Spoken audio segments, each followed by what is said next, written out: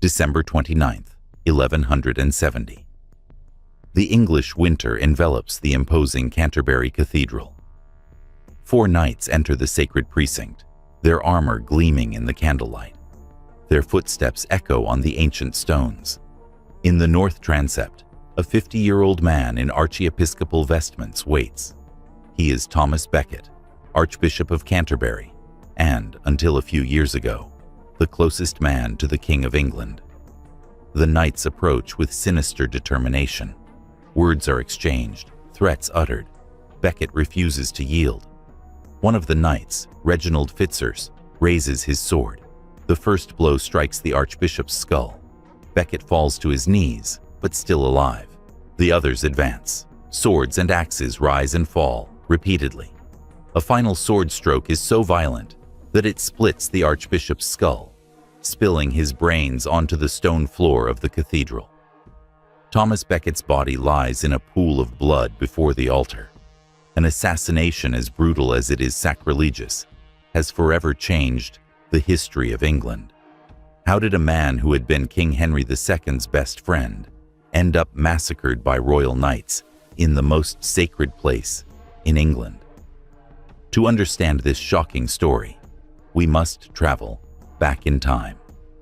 Thomas was born in London around 1120, the son of Gilbert and Matilda Becket, middle-class Normans.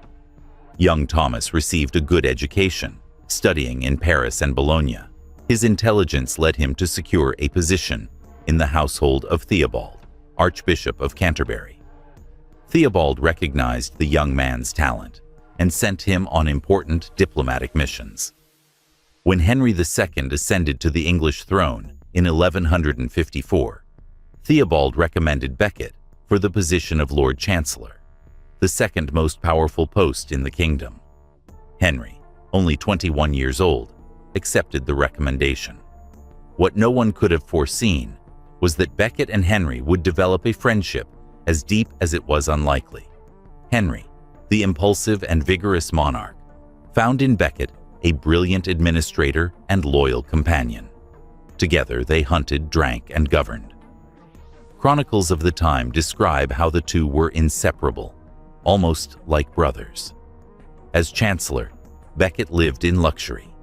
He displayed fine clothes, maintained a grand household, and commanded a small private army. He was known for his administrative skill and fierce loyalty to the king. He even led troops in battle across France. The transformation of this relationship began in 1162, when Archbishop Theobald passed away. Henry saw an opportunity to extend his control over the church. If Becket became Archbishop of Canterbury, the king would have direct influence over the most powerful institution in the realm. Becket, surprisingly, hesitated. "You will choose a man of very different habits, and our love will turn to the bitterest hatred," he warned the king. Henry ignored the warning. In June of 1162, Thomas Becket became Archbishop of Canterbury. What happened next shocked everyone.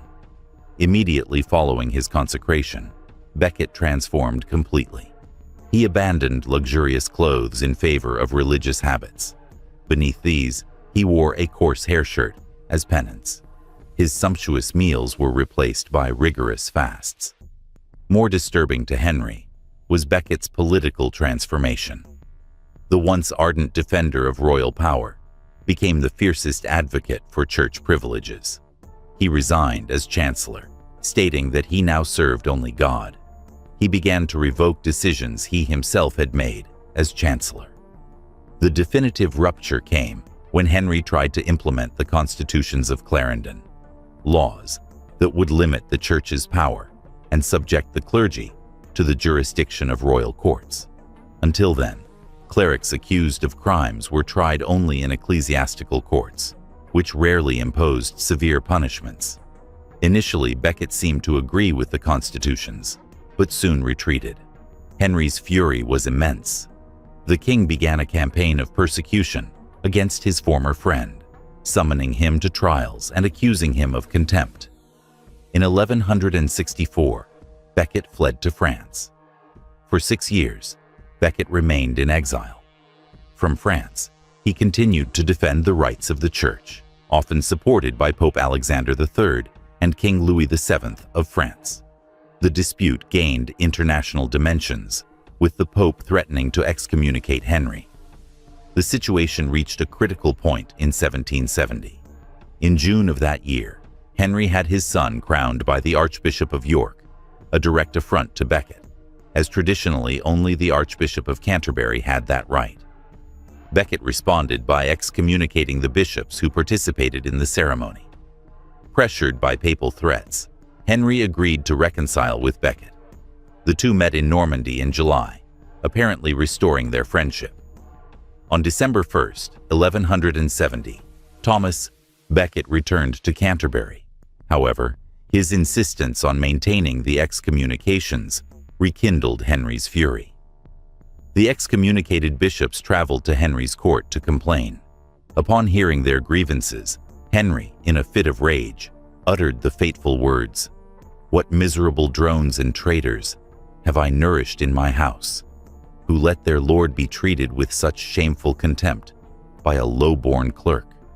4 knights present, Reginald Fitzurse, Hugh de Morville, William de Tracy, and Richard le Breton, interpreted the king's words as an order to eliminate Becket. Without informing Henry, they immediately departed for England. Arriving at Canterbury, the knights headed to the archiepiscopal residence. They found Becket and demanded he lift the excommunications. When he refused, they briefly left to fetch their weapons. Meanwhile, the monks tried to lead him to a safe place within the cathedral. Becket refused to be locked in. "It is unacceptable to transform the house of prayer into a fortress," he declared, ordering that the doors remain open. The knights returned armed and found Becket near the altar. Again they demanded his submission, and again he refused. Fitzurse tried to drag him out of the cathedral, but Becket resisted, clinging to a column. What followed was one of the most brutal murders in medieval history. The first blow was delivered by Fitzurse, striking Becket's skull. A monk named Edward Grimm, who tried to protect the archbishop, had his arm wounded while receiving a blow. Blow after blow, the knights attacked the fallen archbishop. The final strike was so violent that the sword broke upon hitting the pavement, after cutting through the top of Becket's skull and scattering his brains across the cathedral floor. One of the assassins is said to have remarked, "He will rise no more." A fifth man, identified as Hugh de Horsea, then reportedly thrust the point of his sword into Becket's exposed brains, spreading them across the floor, and said, "Let us be gone. This traitor is dead." News of the assassination spread quickly, causing horror and outrage. The murder of an archbishop in his own cathedral was unimaginable sacrilege. Henry himself was deeply shaken, insisting that he had never ordered Becket's death. The Pope excommunicated the assassins and threatened to do the same to the king. To avoid this punishment, Henry agreed to a public penance. In July 1174, the king walked barefoot through the streets of Canterbury, wearing a penitent's sackcloth. He prostrated himself and allowed each monk of the cathedral to flog him. He kept vigil all night by the tomb of his former friend. Shortly after Becket's death, people began reporting miracles related to his blood. In 1173, just 3 years after his death, Thomas Becket was canonized, one of the fastest canonization processes in church history. The tomb of St. Thomas Becket became one of the most important pilgrimage sites in medieval Europe. His story inspired Geoffrey Chaucer to write The Canterbury Tales, centered on pilgrims journeying to Becket's shrine. For centuries, kings and commoners, nobles and peasants, traveled to Canterbury to pay homage to the martyr. The cult of Becket persisted until the reign of Henry VIII. In 1538, when he broke with Rome and established himself as supreme head of the Church of England, Henry VIII ordered the destruction of Becket's shrine. The tomb was demolished, the relics burned, and Becket's name removed from prayer books. The murder of Thomas Becket represents much more than a simple crime. It was the violent culmination of a power struggle that defined the relationship between church and state in medieval England. For centuries, these two institutions coexisted in constant tension, with nebulous boundaries between their authorities. Ironically, both Henry and Becket were reformers. Henry sought to modernize and centralize the English legal system. Becket defended a church more independent and faithful to its spiritual principles. Becket's transformation, from royal chancellor to inflexible defender of church liberties, remains one of the most fascinating enigmas in medieval history. Was he an opportunist who simply changed masters, or did he experience a genuine spiritual conversion? What we know with certainty is that his murder profoundly changed the relationship between the English crown and the church. Henry II, weakened by the scandal, was forced to revoke parts of the constitutions of Clarendon. The church gained greater autonomy, and the right of clerics to trials in ecclesiastical courts was reaffirmed.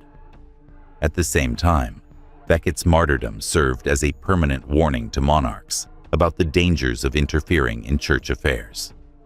This delicate balance persisted until the Protestant Reformation, when Henry VIII finally broke with Rome. The life and death of Thomas Becket continue to fascinate us because they encapsulate tensions that remain relevant between friendship and duty, between personal loyalty and principles, between temporal and spiritual power. His story is a powerful reminder of how the thoughtless words of powerful people can have tragic consequences. Canterbury Cathedral still maintains a memorial at the exact spot where Becket fell. A small section of the floor was removed after the assassination and sent to Rome as evidence of the crime. Today, a modern sword marks the place. Pilgrims and tourists still stop before this monument, contemplating the site where, nearly 1,000 years ago, an archbishop was struck down for defending what he believed was right.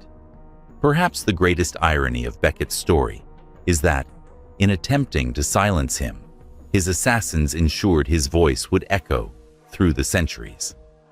The man who in life defied a king became, in death, an eternal symbol of resistance to unjust power.